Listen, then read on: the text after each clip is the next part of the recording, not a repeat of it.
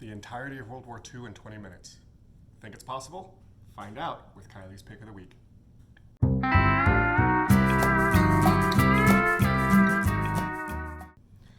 Hey there everyone, it's Kylie at Games Unlimited, and for my pick this week, we finally got something in that's been hotly anticipated for the past year and a half or so.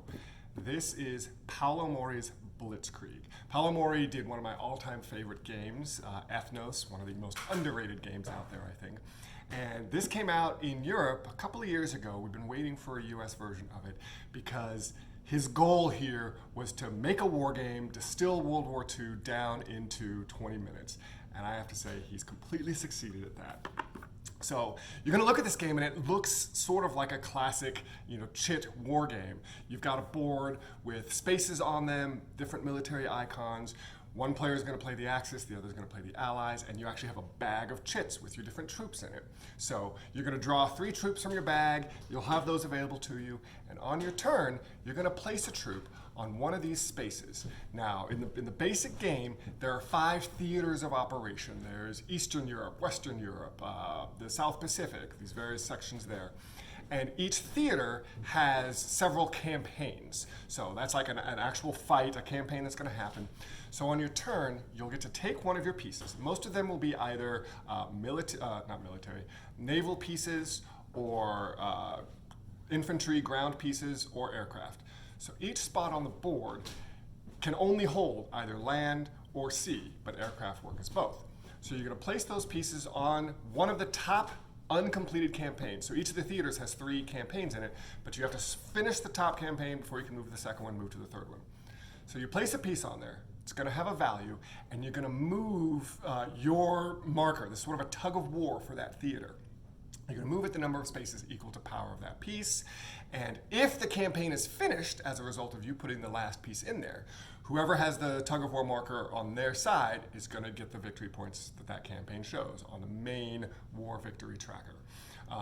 But your troops determine how far things move, but each spot might have a special ability. So it might give you bonus strength for moving that. It might let you move the tug of war marker on a different theater of operations.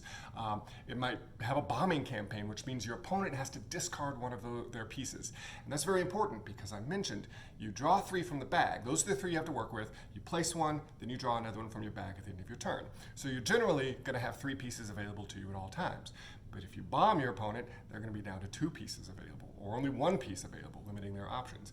Of course, there are factories you can put a piece on that lets you draw extra so you can get your hand size back up.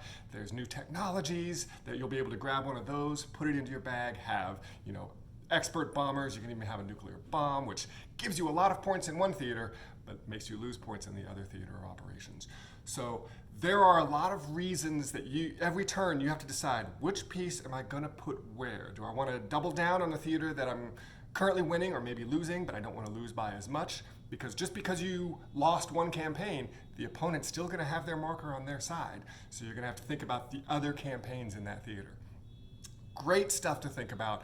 Plus, this version comes with the Nippon expansion. So the board is double-sided. The other side has an alternate history campaign.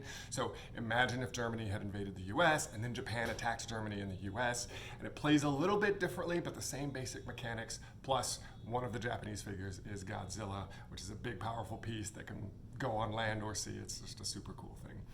I really enjoyed this theme. Definitely has a World War II theme, which is not everybody's thing. Fortunately, my understanding is that the designer, Paolo Mori, is working on other themes using this system because the system is it's very streamlined. It really only takes about 20 minutes. It's a very fast game, a good 2-player experience. If that's at all up your alley, please check out Blitzkrieg. Come on down to Games Unlimited. We'd happily show you the game, talk to you about it, so you can take one home and unbox some fun.